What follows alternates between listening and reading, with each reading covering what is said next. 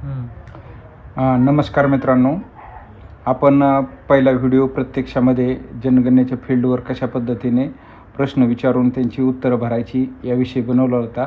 त्यानंतर बरेचशा मित्रांचे फोन आले की सर आम्ही भरलेली माहिती आहे, परंतु त्यामध्ये आम्हाला दुरुस्ती करायची आहे.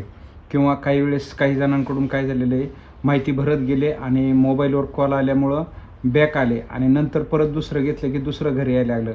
तर अशा वेळेस तीच माहिती आपल्याला अद्ययावत कशी करायची याची माहिती पाहणार आहोत. या ठिकाणी सुरुवातीला आपल्याला नकाशामध्ये इमारतींची अंदाजित संख्या आणि गणनाघरांची अंदाजित संख्या या ठिकाणी टाकलेली आहे.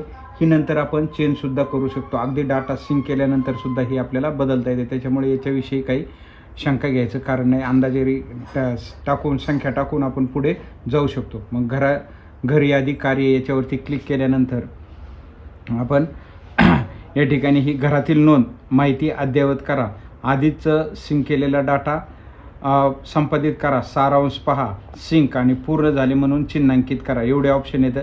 त्यापैकी आपल्याला जर माहिती अद्ययावत करायची असेल तर माहिती अद्ययावत करा या टॅबवरती क्लिक केल्यानंतर आपण जेवढी माहिती भरलेली डाटा सिंक न केलेला ती या ठिकाणी आपल्याला अशा पद्धतीने दिसत आहे.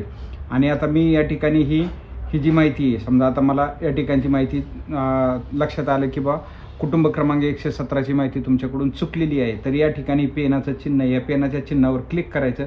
पेनाच्या चिन्हावर क्लिक केल्यानंतर ओळ क्रमांक आली, इमारत क्रमांक आली आणि गणनाघर क्रमांक आलं. पुढे जा या बटनावर क्लिक केल्यानंतर या ठिकाणी तुम्हाला चुकलेलं आहे. समजा मग या ठिकाणी सिमेंटच्या ऐवजी दगडाचं होतं, ते दगडावर काय तुमचं जे काय असेल तो बदल या ठिकाणी करायचा. पुढे जा, परत या ठिकाणी तुम्हाला ज्या ठिकाणी बदल करायचा आहे काय त्या ठिकाणी तो बदल होतो बरोबर पद्धतीनं. या ठिकाणी तुम्हाला जो काय बदल करायचा आहे तो बदल करू शकता तुम्ही. या ठिकाणी हे गणनाघराचा वापराचा तपशील, हे जे 9-10 ऑप्शन आहेत त्यापैकी तुमचा जो काही निवडायचा आहे, समजा निवास वगैरे काय असेल ते बदल करायचा, तो बदल होतो. गणनाघराची स्थिती या ठिकाणी अशा पद्धतीने तुम्ही या कुटुंबात राहणाऱ्या व्यक्तींची संख्या, समजा इथे 4 आहे, तुम्हाला वेगळी टाकायची म्हणलं तरी टाकू शकता. इंगळे, भीम, बाबू या ठिकाणी कुटुंब प्रमुखाचे नावसुद्धा तुम्ही बदलू शकता. कुटुंब प्रमुखाचे लिंग हे पण बदल करू शकता तुम्ही. ते गणनाघराचे काय जे याच्यामध्ये काय बदल करायचा तो पण करू शकता तुम्ही.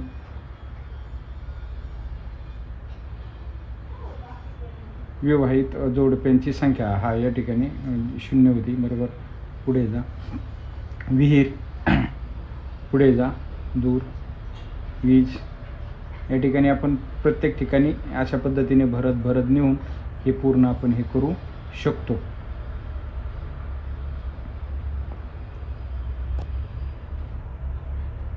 आणि सादर करा, परत पुष्टी करा. आपण केलेले सर्व बदल या ठिकाणी डेटा यशस्वीरित्या आपला डेटा अपडेट होतो. त्याची काही काळजी करायची गरज नाही. जर समजा आपण आता या ठिकाणी ही घरातील नोंदी, घर यादीतील नोंद आहे, या ठिकाणी आपण नोंद करायला घेतली. आज ॲप थोडंसं स्लो चालू झालं आहे. पहिल्या दिवशी खूप फास्ट क्लिक केले की लगेच येत होतं, परंतु आता थोडंसं हे झालं आहे. आतापर्यंत मी किती इमारती, माझ्या 106 इमारती झाल्यात. आता मी समजा या ठिकाणी 107 नंबरची इमारत हे करतो आणि गणनाघर नवीनवरती क्लिक केल्यानंतर -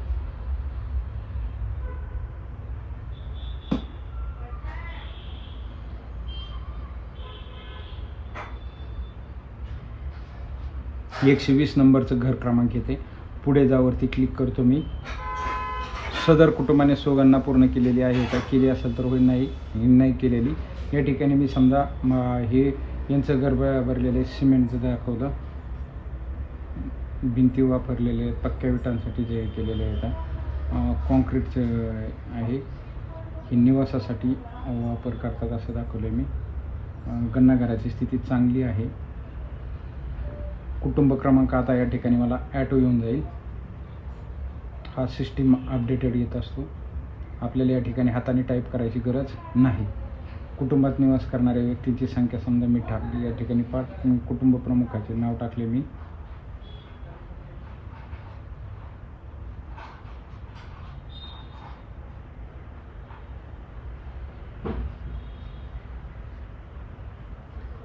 ठीक आहे, ओके.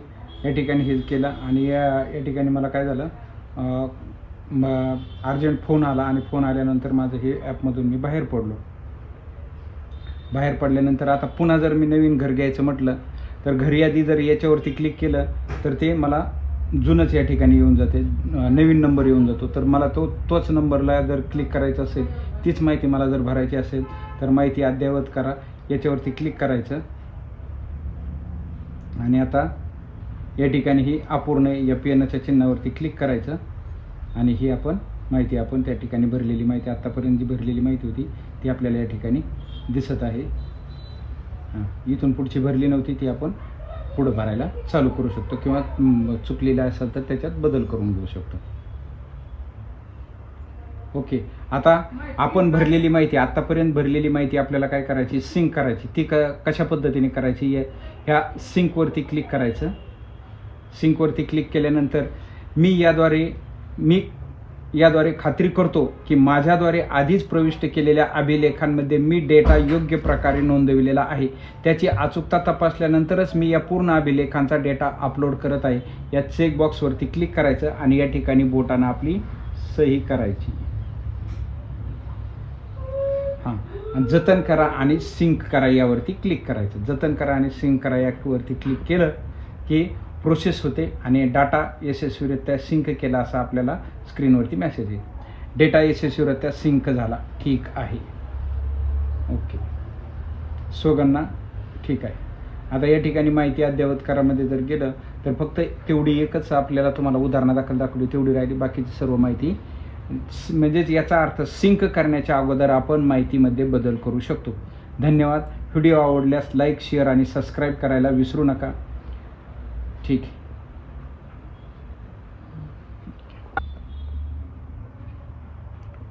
मित्रांनो, आपण या ठिकाणी पाहिलं आपण सुरुवातीला इमारतीची अंदाजित संख्या 165 आणि गणना घरांची अंदाजित संख्या 206 होती. आपण डाटा सिंक केला.